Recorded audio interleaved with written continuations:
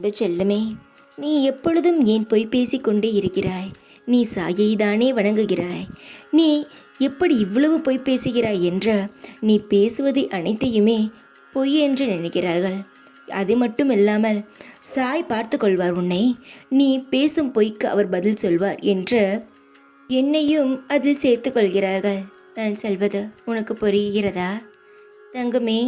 நீ பொய் பேசுகிறாயா உண்மை பேசுகிறாயா என்று மற்றவர்களுக்கு தெரிவதை விட எனக்கு நன்றாக தெரியும். அது மட்டும் இல்லாமல் நீ வணங்கும் என்னையெல்லாம் சேர்த்துதான் பேசுகிறார்கள். நான் உனக்கு தண்டனை கொடுப்பேன் என்று தேவையில்லாமல் அவர்களே ஒரு கற்பனையில் வாழ்கிறார்கள். யார் எப்படிப்பட்டவன் யார் எப்படிப்பட்டவன் என்று எனக்கு தெரியும்.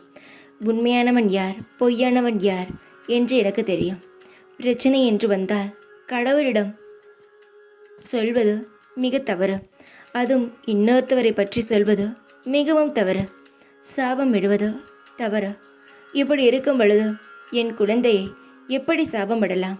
அதுவும் நானே கேட்பேன் என்று எப்படி தேவையில்லாமல் அவர்கள் வாயால் சொல்லலாம்?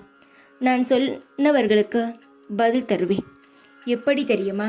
உன் கண்ணுக்கு நேராவே உன்னுடைய வாழ்க்கையை முழு நேரமும் நான் கவனித்து கொண்டிருக்கிறேன் என்பதை அவர்களுக்கு தெரியாத இவன் உனக்கு சாபம் விடுகிறான் என்பதற்காக கவலைப்பட வேண்டாம்.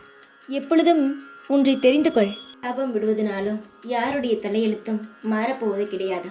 நீ பிறக்கும் பொழுதே நீ எப்படி வாழ்வாய் என்று எழுதி வைத்துதான் அனுப்புகிறான் கடவுள்.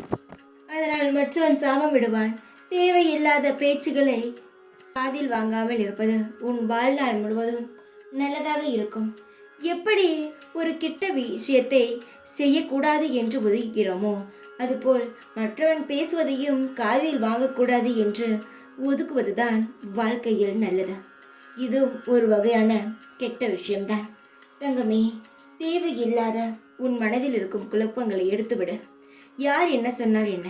நியாயமும் தர்மமும் எனக்கு தெரியும். யார் பேச்சையும் கேட்டு நான் எந்த முடிவையும் எடுக்க மாட்டேன். நீ ஒரு குற்றவாளியாக எந்த இடத்திலும் நிற்காதே. நீ எந்த ஒரு தப்பையும் செய்யவில்லை. எப்பொழுதுமே நீ நேர்மையாக இருக்க வேண்டும் என்றுதான் பல விஷயங்களை பார்த்து செய்கிறாய். ஆனால் சிலருக்கு அது புரியவில்லை. தேவையில்லாத மன உளைச்சலுக்கு ஆளாக வேண்டாம். உன் மனதுக்கு என்ன தோன்றுகிறதோ அதை செய்து கொண்டே இரு. அதற்கான பலனை நான் உனக்கு நிச்சயமாக தருவேன். உன் அருகிலிருந்து நான் உன்னை கவனிக்கிறேன். நல்லது செய்தாலும் சரி கெட்டது செய்தாலும் சரி உனக்கானதை நிச்சயமாக நான் தருவேன். உன்னை திருத்துவதும் அரவணைத்து தட்டி கொடுப்பதும் இந்த அப்பாவின் கடமை. யாருக்கும் உன்னை பற்றி புரிய வேண்டும் என்ற அவசியம் கிடையாது. நிச்சயமாக இரு. எப்பொழுதும் உன் கூடவே இருப்பேன் நான். ஓம் சாய்ராம்.